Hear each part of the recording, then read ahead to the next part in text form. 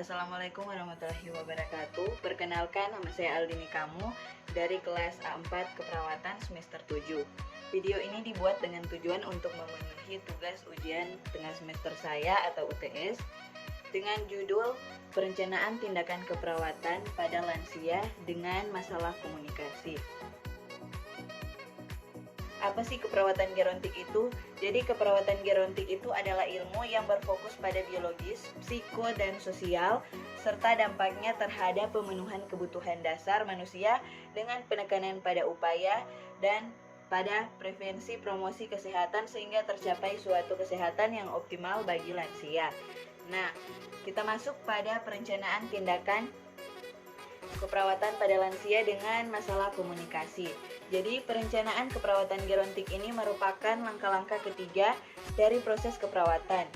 Perawat memerlukan berbagai pengetahuan dan keterampilan, diantaranya pengetahuan tentang kekuatan dan kelemahan dan nilai kepercayaan klien, serta batasan praktek keperawatan yang dapat diberikan kepada lansia.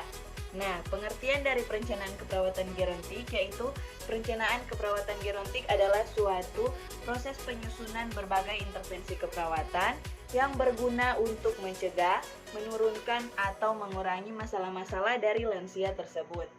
Nah, prioritas masalah dalam keperawatan yaitu penentuan prioritas diagnosis yang dilakukan pada tahap perencanaan setelah tahap diagnosis keperawatan.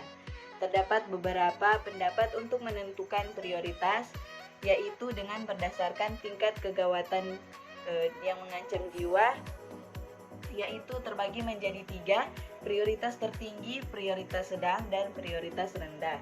Pada prioritas tinggi mencerminkan situasi yang mengancam kehidupan atau nyawa seseorang, sehingga perlu dilakukan terlebih dahulu seperti masalah bersihan jalan nafas atau jalan nafas yang tidak efektif. Pada prioritas sedang, prioritas ini menggambarkan suatu tindakan gawat dan tidak mengancam kehidupan klien, seperti masalah-masalah higien perseorangan. Pada prioritas ketiga atau prioritas rendah, ini menggambarkan situasi yang tidak berhubungan langsung dengan prognosis dari suatu penyakit yang secara spesifik, misalnya dengan masalah keuangan dan lain-lain dari lansia. Sedangkan berdasarkan kebutuhan Maslow, dia terbagi dari kebutuhan fisiologis yang meliputi seperti masalah respirasi, seksualitas, suhu, nutrisi, nyeri, cairan, perawatan kulit, mobilitas, dan eliminasi.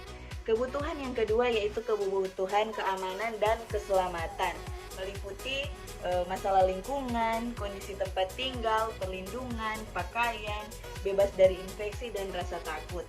Nah, kebutuhan yang ketiga yaitu mencintai dan dicintai, yaitu meliputi kasih sayang, seksualitas, afiliasi, dan dalam kelompok antar manusia. Pada kebutuhan yang keempat yaitu harga diri, meliputi masalah respek dari keluarga, dan perasaan menghargai diri sendiri dari lansia tersebut. Yang kelima yaitu kebutuhan aktualisasi diri, meliputi masalah kepuasan terhadap lingkungan. Selanjutnya kita masuk pada penentuan tujuan dan hasil yang diharapkan. Tujuan merupakan hasil yang ingin dicapai untuk mengatasi satu masalah diagnosis keperawatan dengan dibagi berbagai komponen sebagai berikut, yaitu subjek, predikat, kriteria, kondisi, dan waktu. Dengan penjabarannya sebagai berikut, yaitu subjek yaitu perilaku lansia yang diamati, predikat yaitu kondisi yang melengkapi lansia, selanjutnya kriteria yaitu kata kerja yang dapat diukur atau untuk menentukan tercapainya tujuan, sedangkan kondisi yaitu sesuatu yang menyebabkan asuhan diberikan pada klien atau pada lansia. Waktu yaitu waktu yang ingin dicapai. Sedangkan kriteria hasil atau hasil yang diharapkan merupakan suatu standar evaluasi yang merupakan gambaran faktor-faktor yang dapat memberikan petunjuk bahwa tujuan telah tercapai. Selanjutnya, rencana tindakan. Rencana tindakan ini yaitu setelah menetapkan tujuan, kegiatan berikutnya adalah menyusun rencana tindakan Dengan contohnya masalah keperawatan lain yang tidak lazim lagi bagi kita pada lansia, yaitu gangguan hubungan interpersonal melalui komunikasi. Rencana tindakan yang dilakukan antara lain yang pertama yaitu berkomunikasi dengan lansia dengan kontak mata.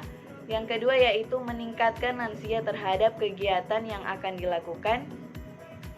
Yang ketiga itu menyediakan waktu berbincang-bincang untuk lansia.